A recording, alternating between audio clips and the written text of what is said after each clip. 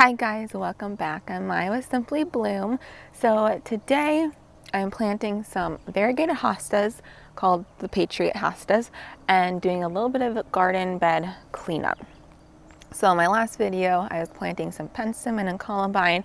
I asked you guys if planting this variegated hosta was too close to all the other variegated things in my flower bed. I have some Weigelia, some phlox that the petals are variegated, and you guys all loved it there, so that's where it's going. I am talking away from that flower bed right now. It's very early morning and it's right outside one of my kids' open window who are sleeping, so I don't want to wake them up. So I'm going to be planting those two hostas. It's kind of underneath a standard hydrangea tree, a limelight, and then there's just a lot of other flower bed cleanup that needs to happen. I need to kind of deadhead some lilies. I need to kind of fix another hydrangea that's over there. So it's just going to kind of be a planting / cleanup day. Also, I will be wearing garden gloves today, which I never do. I was trying to wear them earlier this spring and I just couldn't stick with it. I love gardening with my bare hands. However, do you remember when I was planting my rock gardens and I smashed my finger with a boulder? This was back in May. Well, it like killed part of my nail and the nail's growing out and it's like tore. So this is my nail and you can see how it's tore across because this is just like the dead part that's not attached to my skin.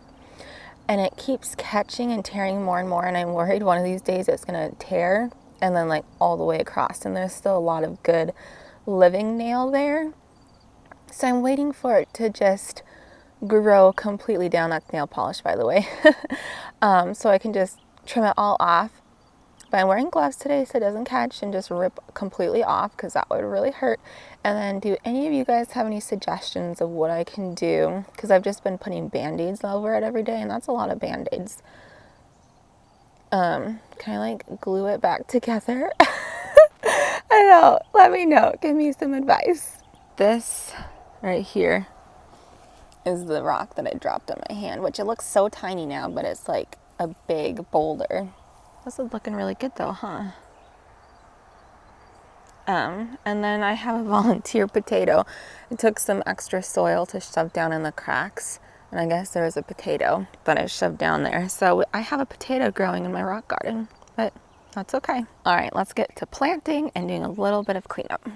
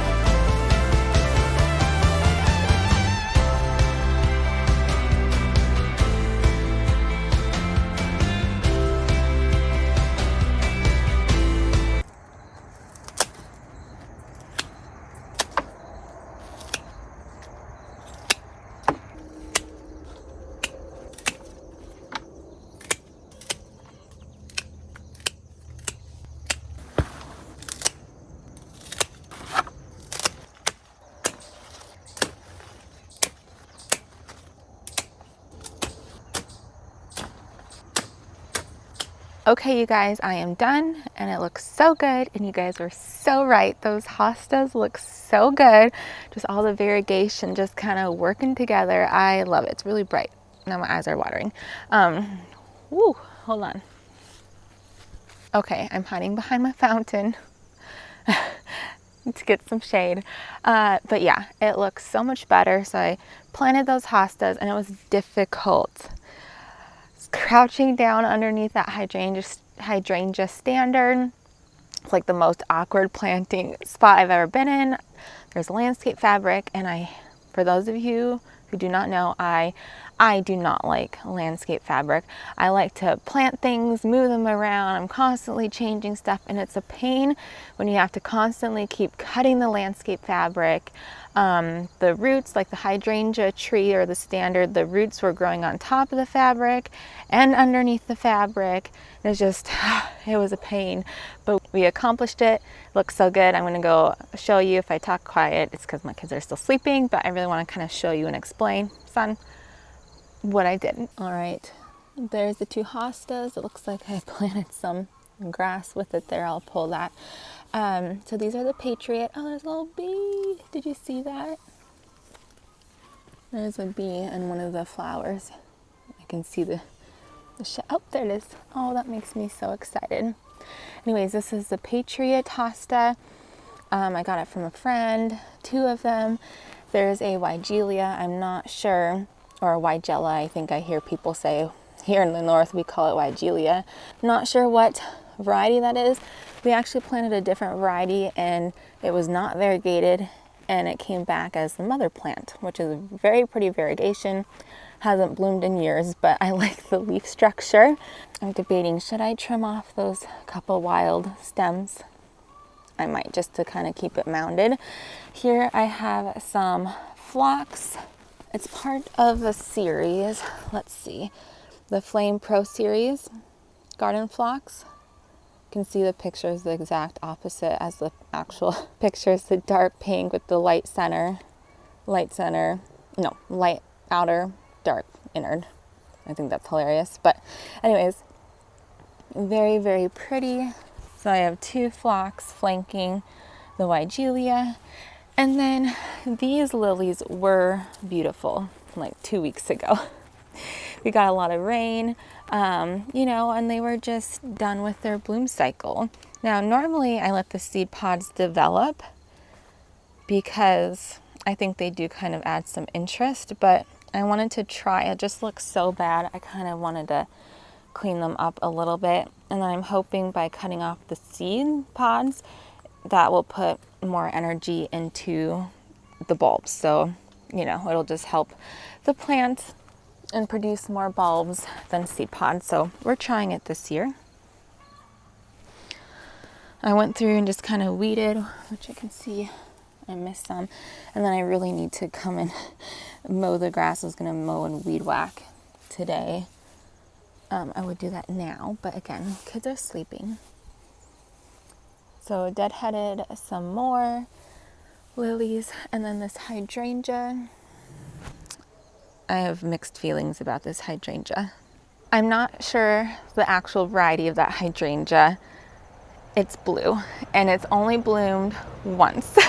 And I used that one blue bloom in my wedding bouquet when I got married. So it has like special sentimental connection because it was in my wedding. It blooms on old wood and it survives. And you're probably like, what's the problem? When it blooms on old wood in northern Minnesota, zone 3, the buds that formed the year before get froze off every single winter. How it bloomed that one year, I'm not sure. It was really protected underneath, so maybe the snow, if it got enough snow cover, it was protected enough. I'm not sure. It was just meant to be, I guess, to be my wedding. So you saw I went through and cut off all the dead sticks. I always leave them extra long, hoping that they will burst forth with life and get blooms. Doesn't happen. It adds a nice structure, it has a nice mounding, but I would like to put something there that actually blooms. I'm waiting for proven winners to come out with the blue hydrangea that will survive zone 3. They have what's it called, Let's Dance blue hydrangea. I would love to put there, but I think it's only good for zone 5. Obviously wouldn't work. So that's the story with that. And then I have a really pretty Asiatic lily. This is the tallest Asiatic lily ever. I lost the tag. This is like a normal size Asiatic lily. And this lily. But overall, I think it looks so good. It could use some fresh mulch. I love how the hostas just kind of chill out and hide in the background. And if I come up on my deck, there's like this little hole right here. I have a 9-bark autumn, what is that? Oh man, what is this? Amber Jubilee 9-bark. So, and then there's the hydrangea standard. So it just kind of creates this natural hole when you're walking up to the front door where you can see the hostas. Okay, you guys, I just noticed my kids' chairs. I love seeing their toys in the garden. When I first saw toys littered everywhere, it kind of bugged me because it just didn't look clean. But now I'm like, oh, it makes me so happy that they want to be out in the garden and play and just to sit and enjoy the view. I love it. But that is it. Thank you so much for watching. Thank you guys for encouraging me to plant those hostas there. You were right, looks so good. I hope you all have a great day, and I will see you next time. Bye.